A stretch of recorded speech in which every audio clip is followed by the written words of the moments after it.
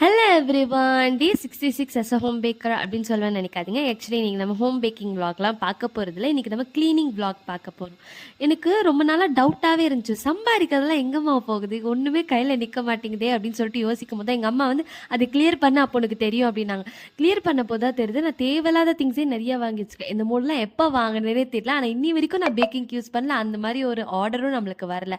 Happy birthday டாப்பர்ஸே ஒரு 10-15 கிட்ட வச்சுருக்கேன். கப் கேக்ஸ் பாக்ஸில் எக்ஸ்ட்ராவாக அவ்வளோ வச்சுருக்கேன். நான் ஏன் கடை போடுற மாதிரி அவ்வளோ வாங்கி வச்சுருக்கேன் தான் புரியல. நல்ல வேலை எங்கள் மம்மி க்ளீன் பண்ணுன்னு திட்டிகிட்டே இருந்தாங்க. அதனால் க்ளீன் பண்ண அப்போ தான் தெரிஞ்சது, ஓ இதுக்கெலாம் நான் தேவையில்லாமல் செலவு பண்ணியிருக்கேன் போல் அப்படின்னு தெரிஞ்சிச்சு. பட் எனிவேஸ் எனக்கு இது யூஸ் ஆகும் தான். பட் அன்னைக்கு டைமில் தேவையான காசு தேவை, அப்போ நம்மக்கிட்ட இருக்காது. எல்லாமே நம்ம இதில் இன்வெஸ்ட் பண்ணியிருக்க மாதிரி இருக்கும். சரின்னு சொல்லிட்டு எல்லாத்தையும் சூப்பராக க்ளீன் பண்ணி எடுத்த பிறகு தான் தெரியுது, ஓகே நம்ம எங்கெல்லாம் பண்ணியிருக்கோம். ஸோ நான் ஒரு புக் போட்டு எழுதிட்டேன், இதெல்லாம் நம்மக்கிட்ட இருக்குது, இதெல்லாம் நம்ம ஜென்மத்துக்கும் வாங்கக்கூடாது, தேவைப்படுற போது தான் வாங்கணும் அப்படின்னு சொல்லிட்டு எழுதிட்டேன். அண்ட் உங்களுக்கு இந்த வீடியோ பிடிச்சிருந்துச்சுன்னா மறக்காமல் லைக் பண்ணி சப்ஸ்கிரைப் பண்ணிவிட்டு, அண்ட் யூடியூப்பில் பார்க்குறீங்கன்னா சப்ஸ்கிரைப் பண்ணுங்கள், இன்ஸ்டாவில் பார்க்குறீங்கன்னா ஃபாலோ பண்ணுங்கள்.